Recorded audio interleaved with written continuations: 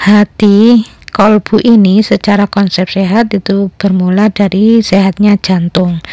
Nah, bagaimana kita bisa tahu kalau jantung kita itu sehat? Ya, lihat waktu tidurnya.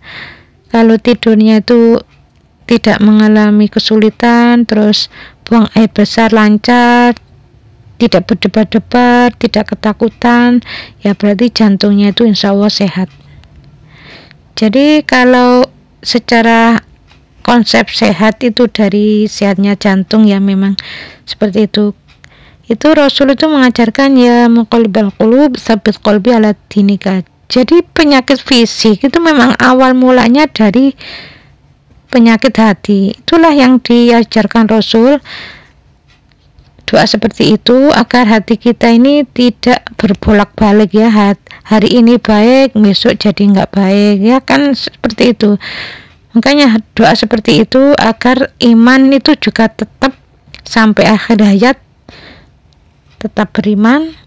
Karena dalam kitab Tambihul Ghafilin itu iman itu ada yang karena pinjaman, ada yang karena pemberian. Kalau pinjaman ya uang namanya dipinjamkan, ya diambil lagi di akhir hayat, akhirnya tidak beriman. Naudzubillah min dzalik.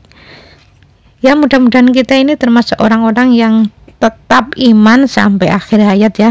Mudah-mudahan termasuk orang yang imannya bukan dipinjami tapi pemberian iman dari Allah, bukan pinjaman. Ya, kalau mau sehat tubuh kita, perbaiki jantungnya. Itulah Rasulullah itu pernah bersabda ya, kalau segumpal darah itu baik, baiklah seluruhnya, kalau segumpal darah itu buruk, buruklah seluruhnya. Itu yang dimaksud adalah hati.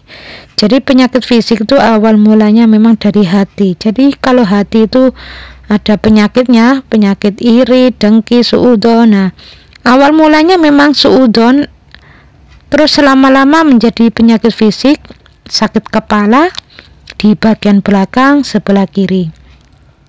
Itu biasanya suudzon, curiga, khawatir, itu bagian kepala sebelah kiri bagian belakang. Ya, kalau awal mulanya memang dari seperti itu, suudzon, akhirnya muncul ke penyakit fisik yang berupa sakit kepala.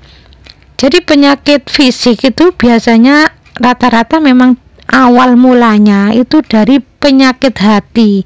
Jadi orang itu marahnya disimpan, marah itu terus menerus disimpan, nanti muncul penyakit fisik yang berupa ya kanker payudara atau kanker prostat.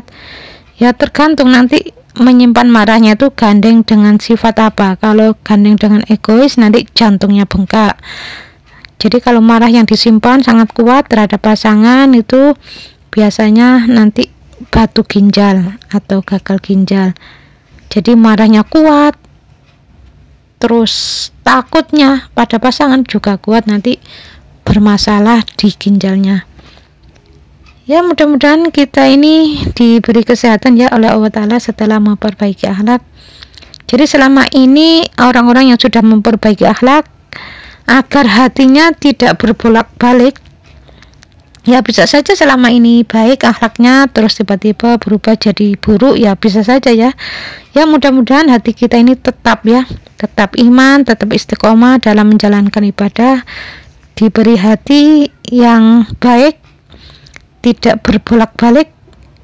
Kalau selama ini sudah baik, tiba-tiba berbolak-balik jadi baik, nanti muncul penyakit. Ya mudah-mudahan kita ini diberikan kesehatan ya. Bagi yang selama ini akhlaknya kurang baik, ya marilah diperbaiki. Bagi orang-orang yang akhlaknya sudah baik, pertahankan, jangan sampai akhlaknya tidak baik, pertahankan sampai akhir hayat. Karena Rasul itu diturunkan ke dunia ini memang untuk menyempurnakan akhlak. Ini mengenai produk-produk ya, yang menurut mereka para dokter itu seperti goreng-gorengan yang sudah diulang-ulang, minyaknya itu dibuat goreng berulang kali, itu sudah mengalami oksidasi yang berlebihan, ya itu jangan dimakan. Itu menurut mereka para dokter ya. Kalau saya ya, menurut saya ya, Ya nggak apa-apa asalkan tidak berlebihan, karena yang saya amati selama ini orang yang suka makan makanan yang seperti pisang goreng, pokoknya yang digoreng-goreng ya, terus jagung goreng, ayam goreng, bebek goreng.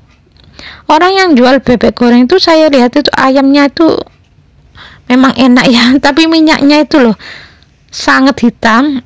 Tapi bunda ya sangat jarang belinya itu ya, kadang-kadang sampai 4 bulan baru beli bebek goreng.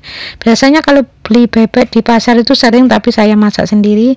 Kalau beli bebek goreng atau ayam goreng itu jarang ya. Kalau saya ya apa yang sudah dihalalkan Allah silakan makan bebek goreng, ayam goreng, jangan berlebihan dan berbagi akhlak, insya Allah sehat. Karena selama ini kalau menurut dokter orang-orang yang sakit karena kolesterol itu ya karena goreng-gorengan. Tapi yang saya amati orang yang sering makan goreng-gorengan itu sehat. Ya kalau ini makan goreng-gorengan kok sehat, terus yang ini makan goreng-gorengan kok tidak sehat. Itu kalau menurut saya ya nggak bisa dijadikan dalil. Jadi kalau sekian persen orangnya itu sehat padahal makan goreng-gorengan, ya itu berarti dari akhlak yang kurang baik memang. Ya kalau saya sampai saat ini ya nggak ada jantung, nggak ada dengkul yang linu-linu. Kalau lutut ini memang berhubungan dengan keluasan di dalam rumah tangga ya. Kalau ngatur keluarga itu memang kaku ya, itu nanti lututnya bermasalah. Saya sampai usia segini ini alhamdulillah nggak mengalami lutut kaku sakit itu enggak ya, alhamdulillah. Ya pokoknya kalau sudah tahu ilmunya ini tolong dipraktekkan ya. Jangan diniatkan oh saya melakukan ini biar lutut saya nggak sakit, jangan begitu niatnya. Saya niat patuh perintah Allah, saya disuruh memperbaiki akhlak. Memang nggak boleh jengkel, itu karena perintah Allah. Kalau Allah itu sudah perintah memaafkan, ya sudah saya maafkan. Kalau sudah dimaafkan ya ngapain jengkel. Kalau jengkel itu kan berarti menunjukkan belum dimaafkan.